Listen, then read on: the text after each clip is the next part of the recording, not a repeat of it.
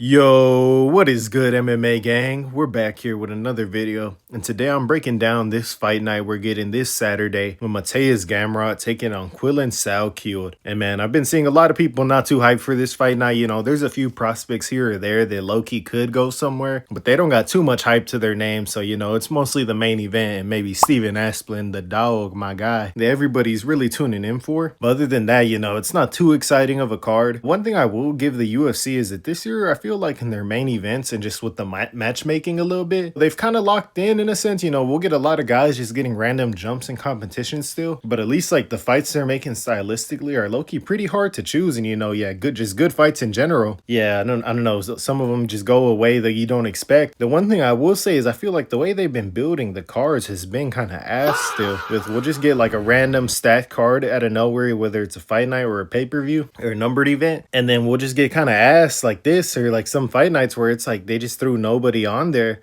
And yeah, I just wish they could balance it out a little more. Like, man, just have pretty good fight nights, but don't put all the talent into one spot. And then it's like the Islam card. Honestly, I think people are a little bit overrating how bad it is. Like, it's like it has no name value, but low-key, like, the names on there, they do be banging, and, they do be coming to fight. So I'm not too mad at it. But yeah, I don't know. The matchmaking is getting a little better, but just the way they've been building these cards is suspect. But yeah, I'm just going to go ahead and break down this full fight night from top to bottom and see if we, if we have any hidden treasures on here. And before I did get into the breakdown, I did want to give a little moment of silence for our dog. For Alan Nascimento, he passed away after having a heart attack, which is so unfortunate. He will be missed heavily. The MMA community is mourning, bro. When one of our fellow brethren goes down, we got to come together in times like this. So I want to give a little moment of silence for Alan Nascimento.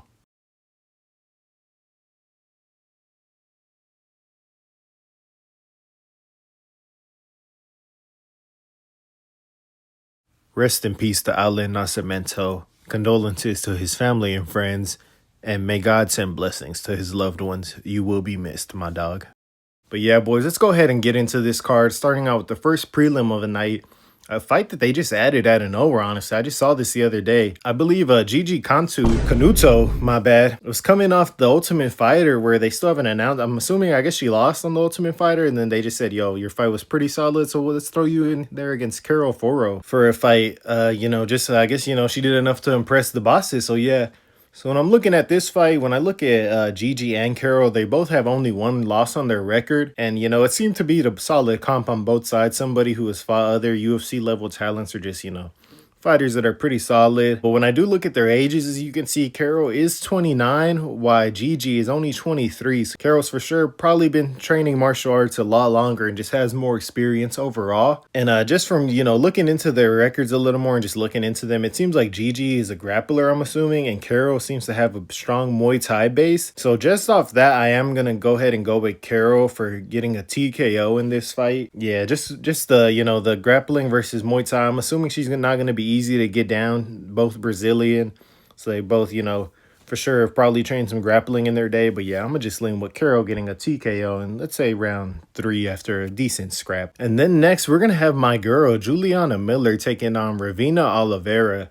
And in this fight, they're actually calling Oliveira up from 115 pounds. She's coming up to the 125-pound division after she missed weight in her last fight. And yeah, she has not been on the best streak at all, taking 3 L's in a row, and just seems to be, not really that UFC caliber, probably on the chopping block here soon. And when it comes to Juliana Miller, she's the Ultimate Fighter winner from a few years back. I remember watching that season, and didn't know too much about where she might go, but I said, I'm gonna hop on the train and fuck it.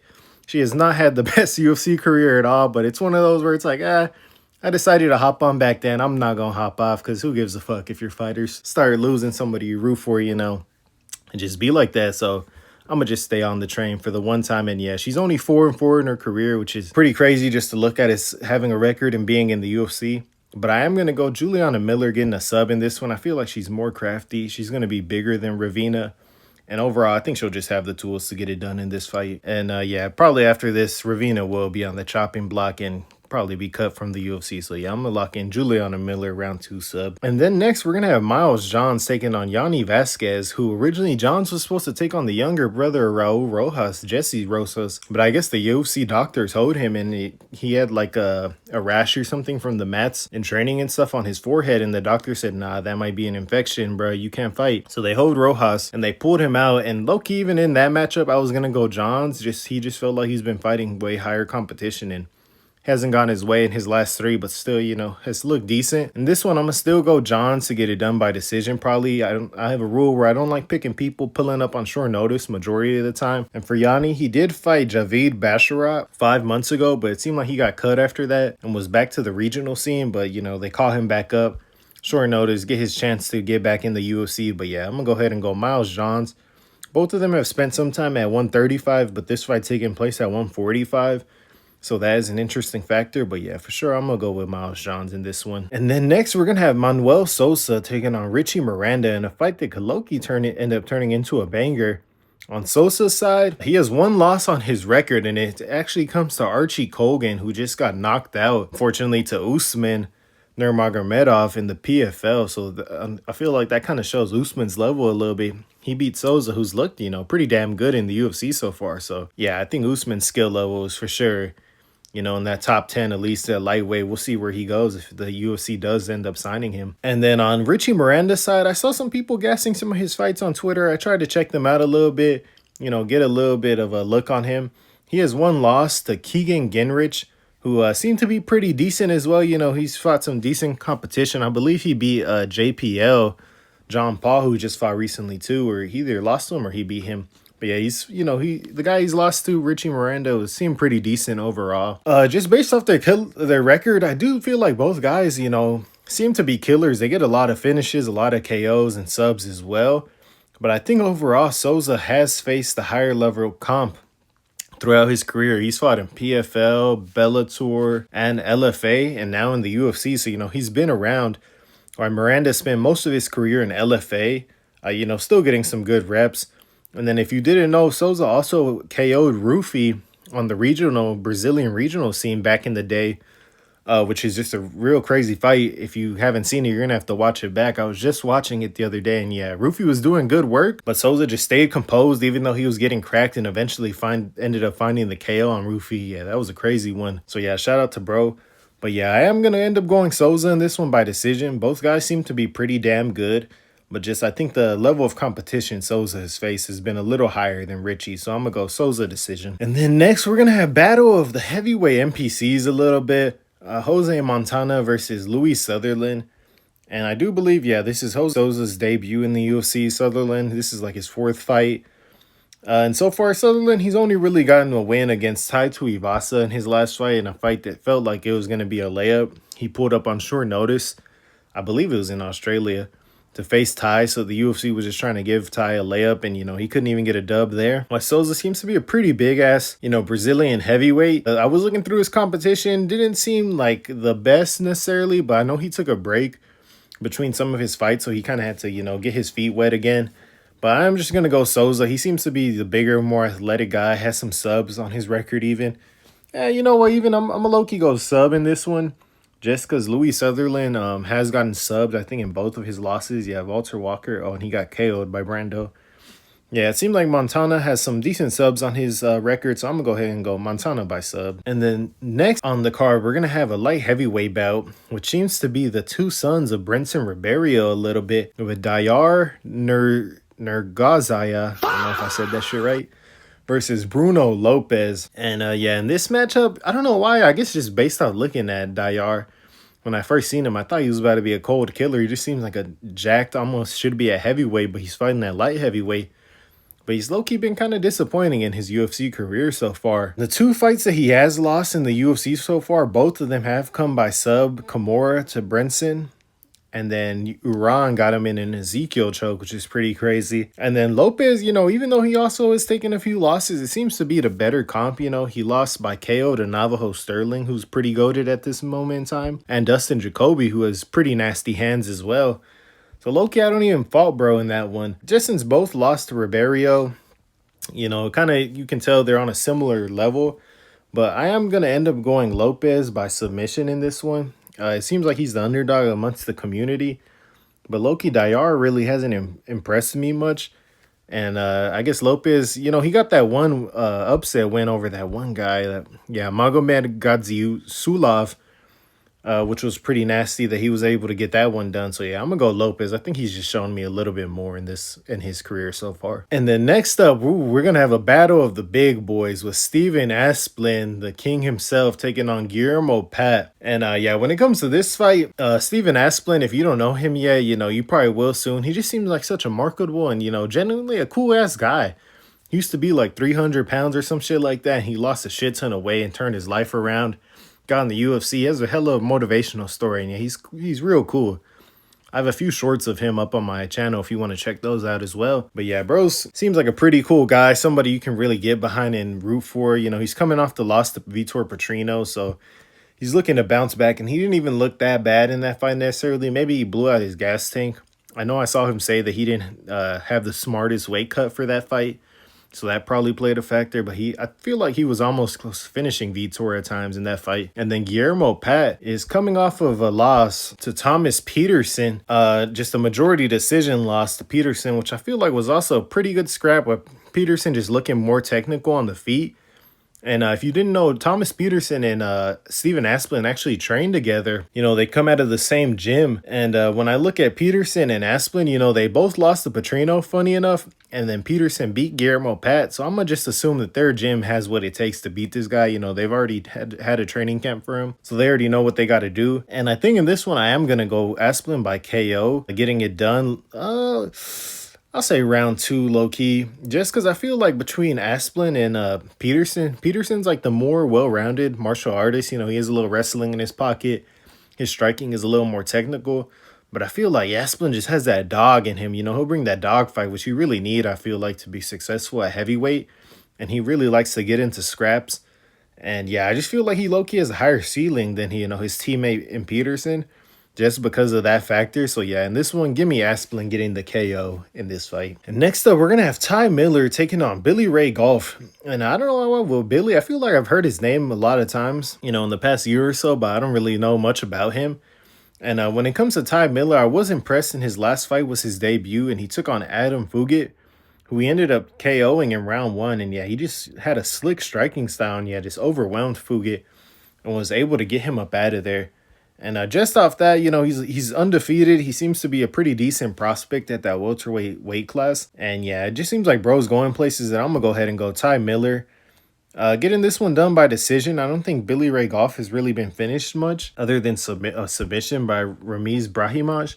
But I don't think Miller necessarily has that much submissions in his arsenal. So I'm going to go ahead and go Ty Miller getting this one done by decision. And in the next fight, Amanda Lemos taking on Alexa Thainara, which is could be an underrated fight with Alexia. Thainara seems to be pretty damn decent as a women fighter, holding a record of 14-1.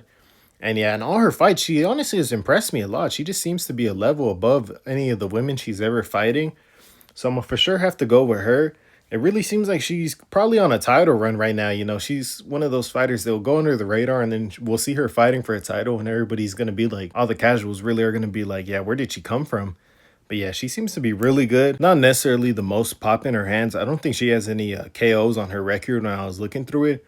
But I do think she'll have enough to kind of put on a Jessica Andrade type of performance and really probably crack Amanda Lemos on the feet and get her down and sub her. So I'm going to low-key go ahead and go sub for Alexa Thainara in this one. Let's say round 3. Because Amanda Lemos is a veteran, so I'll give her respect a little bit. So Thainara sub in round 3 for that fight. And then next, we're going to have Darren Elkins taking on Yadier Del Valle. Don't know if I necessarily said that right. But yeah, when looking at both of these fighters, Yadier seems to be pretty decent overall, having a 10-1 record. But something makes me seem that could be a boxing type of record, low-key.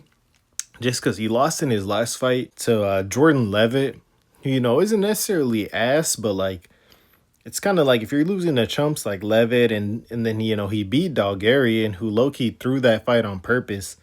He just hasn't really seemed that all impressive to me, if I'm being honest. And then when I look at Elkin's side, I've heard his name around for a long time. I feel like this is the first time I really sat down and looked through his record. And I was like, man, this guy's an OG for real. Like, I really need to do my motherfucking research on Darren Elkins and put some respect on his name. Just giving y'all a list of people he's fought on his resume. He has fights against Cub Swanson, Nate Landwehr, Ryan Hall, Ricardo Lamas, Alexander Volkanovski, Michael Johnson, Jeremy Stevens, Charles Oliveira, and Chad Mendez.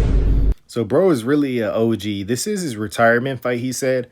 He's ready to hang up the gloves at 42 years old and call it a career. And yeah, just looking through his resume, I mean, what a resume to have, just to be able to say you fought all those gentlemen. And for that reason, low-key, give me the OG Darren Elkins getting this one done. Low-key, for some reason, envision him having a Robbie Lawler type of performance in his retirement fight, where Robbie Lawler just ran through and knocked out Nico Price. I don't know if it will go, that smooth and he'll just get the finish that quick. Something in me does just see him walking down Yadier and, piecing him up on the feet or something. I don't even know if he's really a striker. I think he's more of a grappler, but just see him piecing him up and just bringing the pressure to Yadier and getting this one done.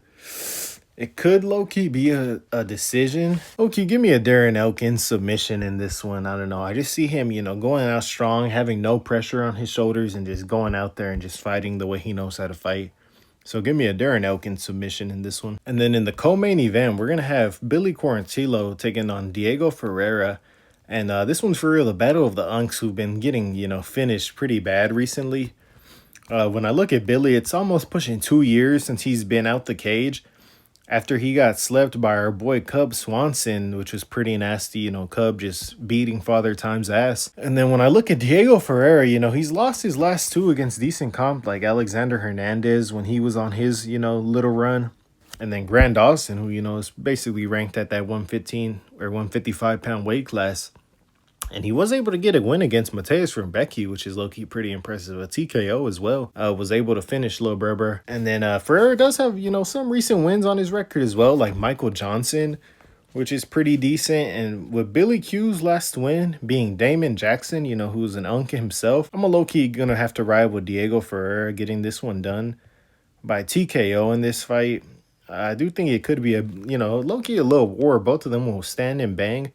But low-key, I'm going to go ahead and go Diego Ferreira getting this one done by KO. And then the main event of the night, the real meat and potatoes of this whole card that, we're really going to be waiting for as we're watching through the prelims into the early main card and stuff. We're really just wanting to know what's going to happen in this fight. And man, yeah, this one's a fight that I've really had to ponder on for a good little minute on who I thought would win. Because I've really gone back and forth because I'm like, man, Quillan is riding a good streak, a good momentum at the moment. He's looked so impressive in his UFC run so far. Let's just go through it real quick. He KO'd Dariush 3 months ago. Before that, he subbed Jamie Malarkey 6 months ago, I believe, on that Australia Lopez and Volk 2 card. And he had that nasty head kick KO over Nasparat. Disgusting. His parents own a bakery. Then he had that decent scrap with Yanel Ashmus, which, he's pretty decent himself. So, yeah, not even bad. And then he KO'd Angel Jubilee about 1.5 years ago to get his foot in the door in the UFC. So, yeah, he's been on a hell of a run. But Gamrot, he seems to be that guy who, as much as you want him to go away or get rid of him, he just will not go away. He got that win against Esteban Rivovic earlier this year. He also got submitted by Charles, but, he pulled up to his crib on short notice. He pulled up to his hood, short notice, ready to scrap, and, kind of got manhandled, but it is what it is. He beat Ludovic Klein, who a lot of people were gassing, and I didn't really know Ludovic Klein back then. I kind of knew him, but I didn't know, his style that good. So I was like, damn, where'd all these Ludovic Klein people come from? And I remember picking Gamrot. I'm like, nah, he's still at that level. And yeah, he got that one done. He did lose to Dan Hooker, which was a pretty close fight, split decision. And then he beat RDA, a little while back. I think bouncing back off some, kind of boring performances. He just was trying to secure a little bit of a win. But yeah, when I'm watching some of their recent fights, I for sure can tell Quillan, he just seems like a young, very hungry prospect looking to make his name. He just has such an athletic, and you can just tell he's pretty strong in the clinch. He was trying to take down Dariush, and he couldn't get him down. And Dariush reversed him on the cage and tried to get him down, and he couldn't get him down. So that was kind of like a stalemate. And even though, maybe people aren't higher on Dariush at the moment, I think Dariush is a little chinny at this point, but, he still is hella skilled. And the fact he defended that takedown, you know, and he even reversed Dariush at times when he was shooting, when he was hurt, was pretty impressive, even though that fight was short. But yeah, Quillan, he has some really powerful, explosive striking, whether it's kicks or punches. I feel like, you know, he doesn't overthrow, but you can tell he's throwing heat to really hurt you in a lot of the strikes he throws. And on Gamrot's side, you know, I think he's very good. He's a mainstay who I think will be hard to get rid of at that 155 pounds. Unless he low-key drops down to 145, because he's low-key not the biggest lightweight in the world. But yeah, I just feel like he's going to be very hard to get rid of. You know, even when he takes a loss, he'll bounce back against somebody. He'll test that wrestling, grappling, brother. But it feels like he doesn't really have many elite wins. You know, only the Armin win, I'd say, is truly elite for him. You know, he has a lot of close fights as well, low-key. The Dan Hooker fight, the Jalen Turner fight, and then the Armin fight. All hella close, so, you know, he kind of has a style where he's not going to dominate you unless he can just, you know, completely outdo you in the wrestling department, really, like Esteban and Ludovic Klein. But yeah, the guys who are, you know, more mainstays at that 155 weight class, you know, have been there, done that in the rankings. He always fights the close fights against them. And yeah, I feel like on Gamrot's side, he relies a lot on skill, which can be a good thing. You know, his striking, he trains at American Top Team with Poirier and Renato Moicano, so they're getting good rounds in. He has a lot of good guys, so in a sense, I feel like he tries to be pretty technical. And obviously his wrestling is really good, really technical. But yeah, when I look at his fights, it seems like he's just smaller than a lot of the guys when he can't get them down. Yeah, especially looking kind of like at that Dan Hooker fight. It felt like at times when he couldn't get him down, it was just because Dan Hooker was a little bit bigger, able to outmuscle him a little bit. But he was doing everything technically right. And then the striking, Dan Hooker's length was just giving him problems. He couldn't figure out how to get inside and get in the pocket and crack him at times, even though he did hold his own. But yeah, I just felt like his skill was there, but I don't know, his size, he's a little small for the weight class with these new bigger 155ers coming up. And yeah, just because of that, I think I am going to have to go Quillan Salkilld getting this one done. Low-key, I think he will TKO Gamrot, or maybe even sub him low-key.